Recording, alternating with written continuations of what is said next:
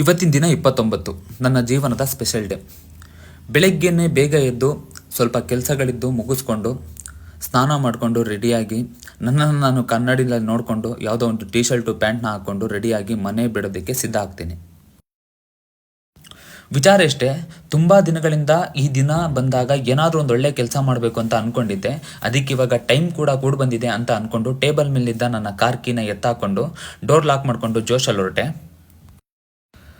ಅಲ್ಲೇ ಇದ್ದೆ ಯಾವುದೋ ಒಂದು ಸ್ಲಿಪ್ಪರ್ನ ಹಾಕ್ಕೊಂಡು ನನ್ನ ಕಾರ್ ಹತ್ರ ಬಂದಾಗ ನನಗೊಂದು ಸರ್ಪ್ರೈಸ್ ಕಾದಿತ್ತು.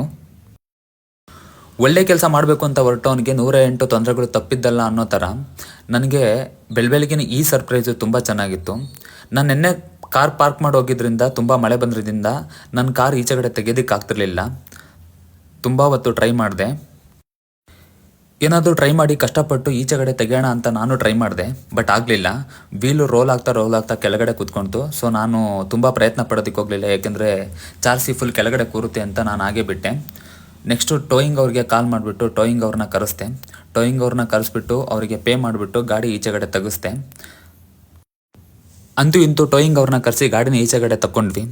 ಹಾಗೇನೆ ನಾನು ಅಂದ್ಕೊಂಡಿರೋ ಒಂದು ಒಳ್ಳೆ ಕೆಲಸನ ನಿಲ್ಲಿಸಬಾರ್ದು ಅಂತ ಅಂದ್ಕೊಂಡು ದೇವಸ್ಥಾನದ ಹತ್ರ ಹೋಗಿ ಒಂದು ಕೈ ಮುಗಿದು ದೇವರ ಆಶೀರ್ವಾದ ಪಡ್ಕೊಂಡು ನನ್ನ ಕೆಲಸನ ನಾನು ಮಾಡೋದಕ್ಕೆ ಹೊರಟೆ. ಬಚ್ಚಿಟ್ಕೊಂಡು